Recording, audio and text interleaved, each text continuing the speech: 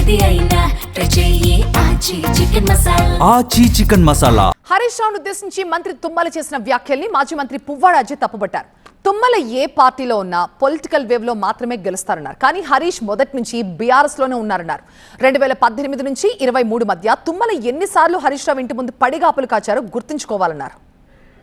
తుమ్మల నాగేశ్వరరావు అనేటప్పటికీ ఒక విషయం మీ అందరికి చెప్పాలి. ఆయన వరద వచ్చినప్పుడు కొట్టుకొచ్చే తుమ్మ మొద్దు లాంటివాడు. వరద వస్తుంది, నీళ్లు వరద ఫుల్ ఏది గోదావరికి వచ్చినా లేకపోతే కృష్ణాకు వచ్చినా మీరు చూసే ఉంటారు, లేదా ఏ వరదకైనా ఆ వరదలో వచ్చే కొట్టుకొచ్చే తుమ్మ మొద్దు దాని ఎఫర్ట్ ఏమి ఉండదు. అది ఆటోమేటిక్గా ఎక్కడో చోట కూలుద్ది, లేకపోతే ఏ మొద్దు అయినా సరే ఆ వరద దాటి కొట్టుకొస్తుంది. ఈయన కూడా అంతే.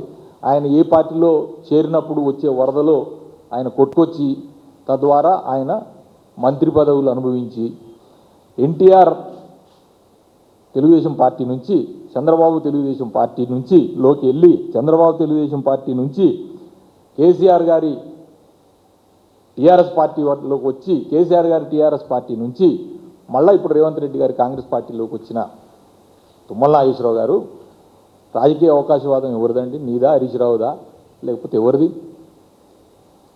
నీకు రాజకీయ భిక్ష పెట్టిన మన ఎన్టీ రామారావు గారిని ఎన్నుపోటు పొడిచి ఆయనని దించిన సంఘంలో నువ్వు హెడ్, నువ్వు ఆయన పక్కన పెట్టినవు. నీకు అస్తిత్వం లేదు, లేకపోతే నీకు ప్రాముఖ్యత లేదు, నీకు అక్కడ వరంగల్ సభలో లేదు, ఇవన్నీ ఏదో మాట్లాడినావు.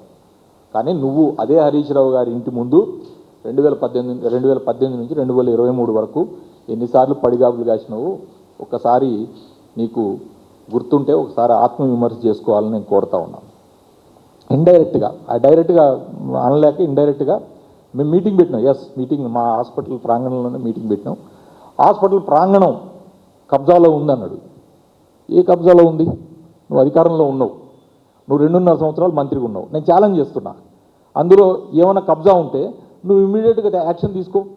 లేకపోతే యాక్షన్ తీసుకోకపోతే అక్కడికే వచ్చి ఆ ప్రాంగణంలో మేము ఎక్కడ మీటింగ్ పెట్టినామో అక్కడ నీ ముక్కు నేలకి రాయి తప్పు మాట మాట్లాడినందుకు.